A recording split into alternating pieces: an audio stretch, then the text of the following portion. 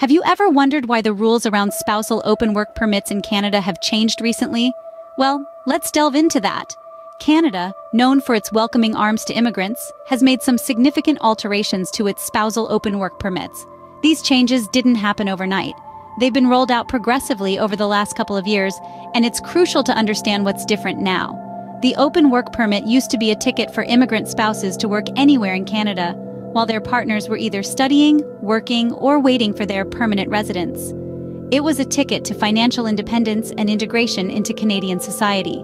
However, the rules have been tightened, and the landscape has reshaped. The spousal open work permit now comes with more restrictions. It's no longer an open ticket.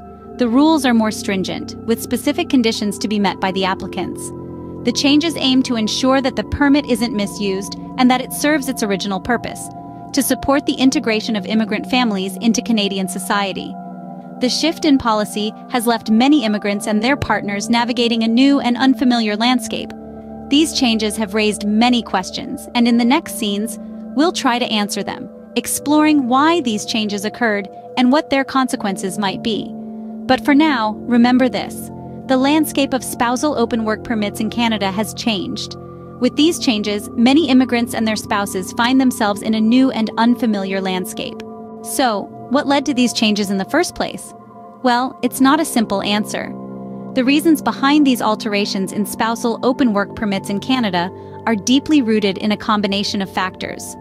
Firstly, let's talk about the government's approach to immigration. The Canadian government has consistently aimed to strike a balance between welcoming new immigrants and protecting the interests of its current residents. It's a tricky balancing act, and sometimes this leads to changes in policy, as we're seeing now.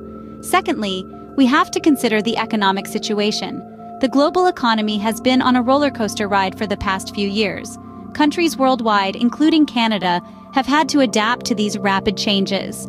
This often leads to shifts in immigration policies, as the government seeks to ensure that the economy remains stable and robust. Beyond governmental and economic factors, there are other contextual elements at play too. For instance, social attitudes towards immigration can have a significant impact on policy decisions. It's important to remember that immigration policies don't exist in a vacuum. They're part and parcel of the broader societal context. And finally, there's always the element of unpredictability.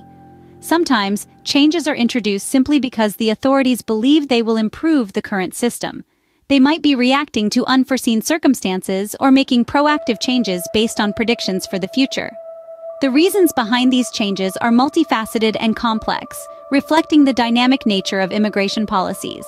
What does this mean for immigrants and their spouses who were planning to work in Canada? Well, in the simplest terms, it means they might face more obstacles.